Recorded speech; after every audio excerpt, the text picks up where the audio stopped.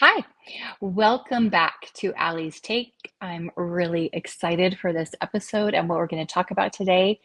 I'm Coach Allie, and I appreciate you tuning in for this episode. So, we're going to talk about today education versus application.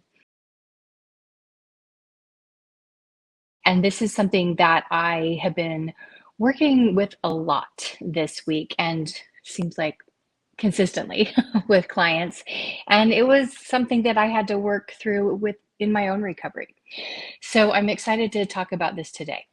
So what we're going to do is we're going to start just by understanding what I'm talking about with education versus application, and then we're going to go into the points we're going to cover. Let's get started. Education versus application. So it is not uncommon in the recovery process to understand all of the concepts, all of the teachings on an intellectual level, but not necessarily have an experiential understanding of these concepts. And that is to say, we may not be applying the concepts and the principles, the teachings, this education in a practical way. I experienced this in my own recovery, so I'm very familiar with what we're doing in this particular scenario. So the very first point that we want to make here is that recovery really does require experiential application. So what I am talking about when I talk about that is that in the beginning, education is so incredibly powerful to demystify the whole experience and to understand what is happening, right? What insomnia actually is and what it is not. However, education alone will not be enough to really break through and get into the part of the brain where the insomnia is on a perpetuating cycle. So education and theory alone just aren't enough, right? We need that experiential application. So we're going to go on in this discussion into point number 2, where I want to talk about here is we really can't talk our way into safety.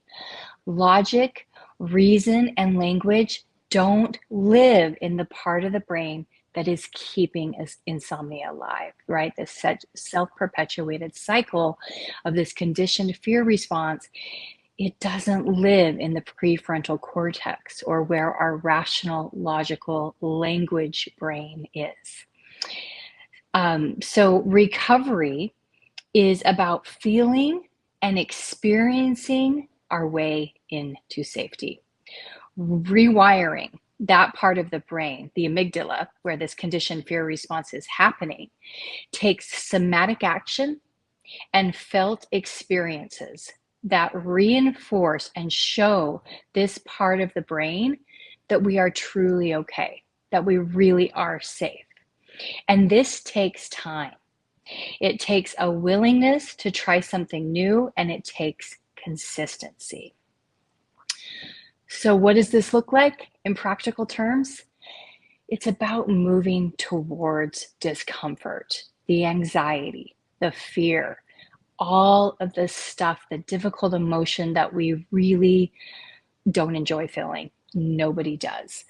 However, the way we teach the brain that it is safe to experience all of these emotions is by leaning into the discomfort, is by being willing to tolerate some of that discomfort, and it happens a little bit at a time, that we become a little bit more tolerant to this discomfort. And what happens when we go into this experiential part of recovery is the brain starts to understand, this part of the brain, the amygdala, where all of this is happening, this program is running on repeat.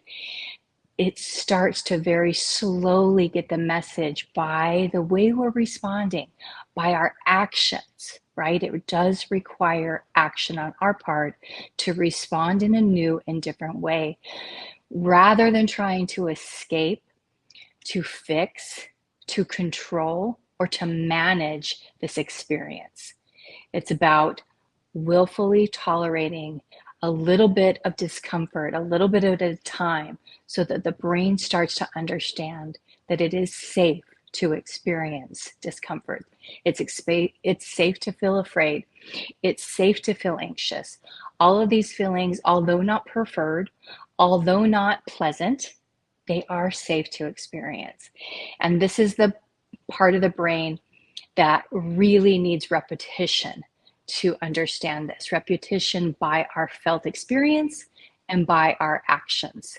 And that is what this whole idea of education versus application is about. So we're going to move on to our fourth point here.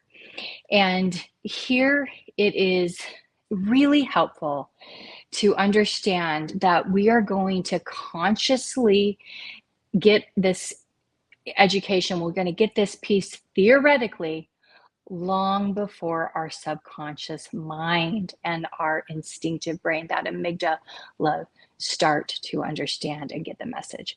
So we're going to understand these concepts and these principles and these practices in our prefrontal cortex, right? In that rational, logical brain, well before the message gets to the subconscious brain.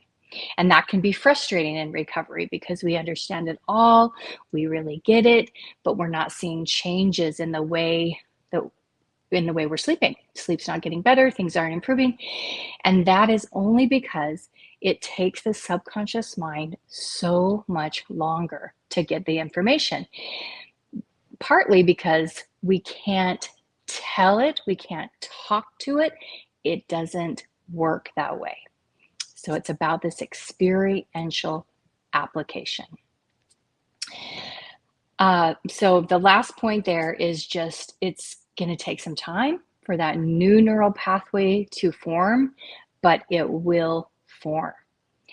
So go easy on yourself. Release the insistence that you should be further along than you are. Honor where you are right now. And you're not doing it wrong. Your brain is not broken. In fact, the way that you're responding to this situation and the way your brain is responding is indication that it's working exactly as it has evolved to do, as a protective machine that is just trying to keep you safe. So knowing that can be really, really helpful. I encourage you to trust the process, trust your process, and let go of any timeline. Because if we fixate on a timeline or how things have an insistency of how something is supposed to or should look, it just really stops us up and can keep us from progressing, keep us stuck. So I hope you found some value in today's episode. I hope this maybe clears something up, or you can use this to help you along your recovery journey from insomnia and leaving the struggle. Thanks so much for tuning in. Until next time, I'm Coach Allie, and this has been Allie's Takes. Thank you. Hi, it's me, Coach Daniel, and I hope you found the video you just saw full of inspirational content and full of educational content as well, because that's really what we try to do here in the school. We try to educate and inspire. And if you're finding that things are clicking for you and sleep is happening easier and you're leaving the struggle, please let us know in the comment section, because we live for that. We live for hearing how somebody is finding sleep and life becoming lighter and easier. And not only are you doing us a huge favor as sleep coaches and filling our tank with that gas that makes us never want to stop doing this, but you're also helping the community. You're helping by inspiring other people, and by commenting, you're telling YouTube that this was interesting, and YouTube feeds our content to more people so that they can discover our teachings and things get easier for them. So again, if you found things getting easier for you, please let us know in the comment section. We can't wait to hear from you.